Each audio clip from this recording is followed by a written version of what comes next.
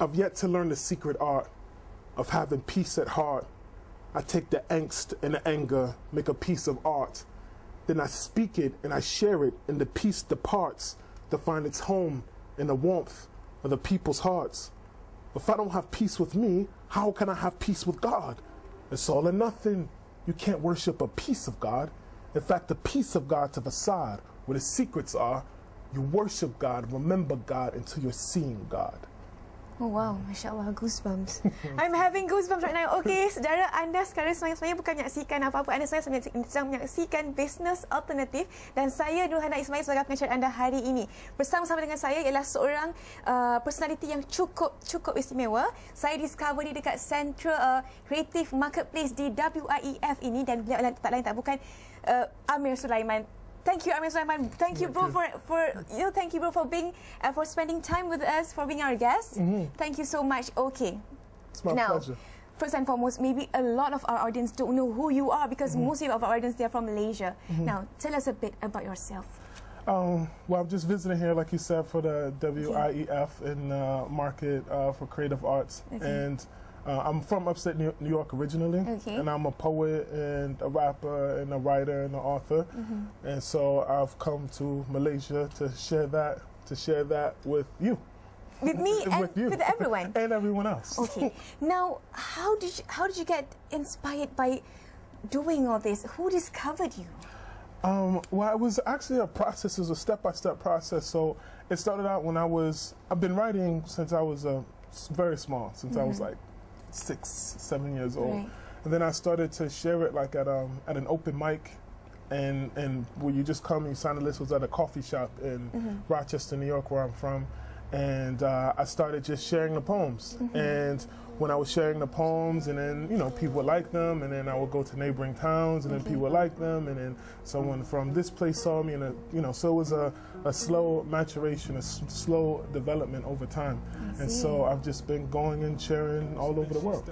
Okay, and I've also heard that because of this wonderful talent gift from God given to you, you've also made a lot of collaboration with the rap elites. Now tell us about those rap elites that you've made collaboration with. Well, one of my favorites, my brother is Yasin Bey, Mos Def, and we've worked together a couple times. And through the show HBO Def Poetry, which is the show, Russel Simmons show on HBO, that that was a place of intersection for a lot of artists like Kanye West and Lauryn Hill, and so being able to meet them and for them to see my work and for me to see their work. So that was in my life as an artist, that was a development, doing the HBO Def Poetry, because that was the first time I was actually on national television. So that was back in like 2004, 2005. And from there, for people like that to people who are like people that established the art form, like the last poets and people like them, those are like the forefathers of my craft.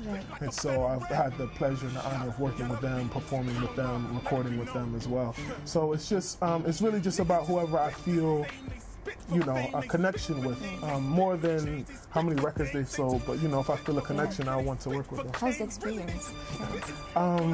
The experience it's always new. When my art obviously is mine, but when my energy engages a different energy, it's always something new. So it's very exciting.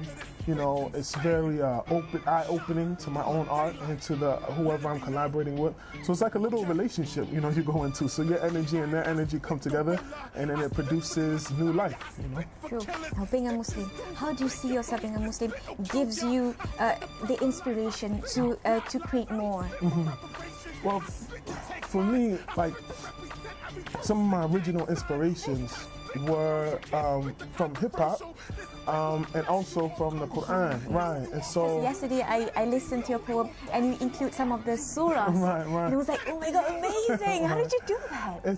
It's just something that the language of the Quran, even in English, before I even knew any of the Arabic, when I was just reading it in English, the language was so lofty. It was so high, and I would read it even as a young person, and I would say I want to write high language, And then also I was listening to hip hop, so that is like street common language. So where these two very high language, very low language, where they came together, is really what's produced my voice. Do you see yourself as giving a balance to these two, you know, as if you are the mediator to reach out those who are out there, the high level of the language of the Quran, and also reaching out to the street, to the streets. Do you see yourself as a mediator? That would be a great success for me if I successfully mediated between these people in these spheres and these people in those spheres, and if they could both find something good in me, that would be a great honor for me.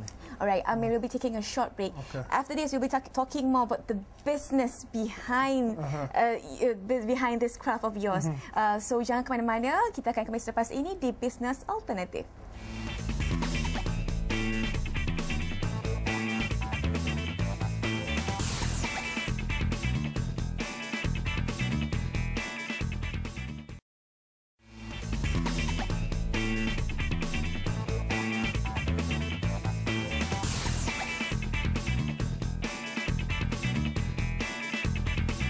Bertemu kembali di Bisnes Alternatif. Saya kini bersama dengan Amir Sulaiman, seorang pendakwah yang menyajak dalam dakwahnya, dan beliau juga telah pun bergabung dengan banyak artis yang cukup popular di Hollywood, dan beliau berada di sini sekarang ini di WIEF di Creative Marketplace.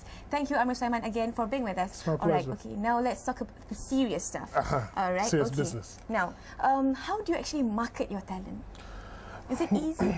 Is it easy to penetrate with the mainstream? Well, it's not easy, but it can be done. And the thing about the recording industry in general in America and really around the world, primarily because of the internet and the technology of recording, it's been so democratized that everybody can record music, you know, in your bedroom, and you can record music of like good quality anywhere, and also releasing that music by way of the internet, by way of Twitter or SoundCloud or Facebook or whatever various networks, social networks that people use. So it's changed the way that music and art is sold and exchanged. So it's created a very different dynamic just even over the last 5 years, over the last 10 years, and it's continually changing. So in 12 months, there is even a difference. So it's going through a process of renewal and transformation. So for myself, my concern, my strategy, my focus hasn't been just to penetrate the mainstream. Rather, my focus has been to communicate with the people that already want what I have. And by way of doing that, it's allowed me to push into some of the mainstream venues, but my focus is on the people, my people, you know? And so I'm concentrating on serving my people, and that strategy has proved to be, proven successful for me. Yeah, alhamdulillah. Now I see that you have actually managed to you have managed to cater to a special niche, of which to the Muslims, and also you attract others as well. So do you accidentally discover that niche, or do you actually plan to go to that niche?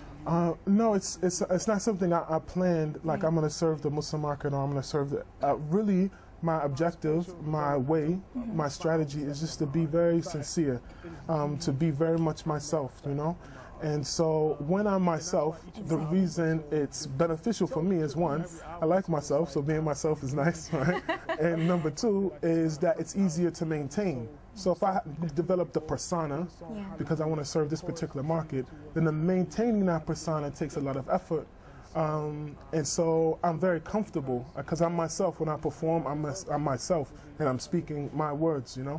And so then I am just myself, and I see who wants to listen to me. Now that's a good tip. Be true to yourself, right? Okay. Now moving on to how do you sustain your talent? How do you manage? How is there any effort that you make to actually sustain this talent of yours, this God-given talent? Right, mashallah, it's really a miracle because, you know, when I finish a project, like I just last year and this year I have a trilogy. It's an album called The Meccan Openings, and then after that I released the Medinan Openings, which was this year. I released them on the day of Arafat, and next year on the day of Arafat I'll be doing the final of that, which is the opening. But you know, when I finish a project, I feel so empty, like I've exerted all of it, and I feel like oh my God, there's no more. Like, you know, it's the feeling of being just empty. But mashallah, every time, you know, more comes. And as far as my work and doing it, it's just to keep writing, to keep my mind creative, to listen to music, to read, to, you know, to take care of my heart, you know, because that's where the art is produced. And so I like the idea of taking your heart, taking care of your heart. How do you take care of your heart? Well, take care of my heart really, in general, is just in the remembrance of Allah. And that's like the maintenance, that's like the health for the heart. Specifically, is sending prayers upon the Prophet. I found that to be the most complete and the most excellent maintenance of my heart, and I think maybe hearts in general, but for my heart, sending prayers upon the Prophet sallallahu alaihi wasallam is the key and maintenance, and it opens the heart, and then once the heart is open, I can find the art and pull it out. Wow, amazing. Even if you're talking as if you're rapping to me. All right, now moving forward, what is your plan? My plan is release new music, like I said, the third of the trilogy. I'm preparing that for the Day of Arafat next year, and that's on my website, www.amirsulaiman.com. And I also released a book of poems called Love, Gnosis, and Other Suicide Attempts. And so it is a poem, it is a collection of really like love, sensual, Sufi poems. Sufism, a little bit of Sufism, yeah, right? Yeah, it's here and there and everywhere. Right. Okay. So I plan to write another book following that book, and to release the third album, and of course touring. So I'm going to Australia and Singapore and the UK and to Europe, and touring the States, supporting the album, the Medina openings right now. Amir Sulaiman, it's been an inspirational session that I have with you here. Thank you for being with us. It's my pleasure. I'm afraid this is all the time that we have. Baiklah saudara, kalau anda berminat untuk menceburi bidang seni, dan bukan saja bidang perniagaan seni ini, anda kenalah ada pandai menjaga hati. Satu tips yang baik diberikan oleh Amir Sulaiman. Thank you so much, Amir. It's my pleasure. Baiklah, sebelum saya akhiri, apa kata kita lihat dahulu kod ini?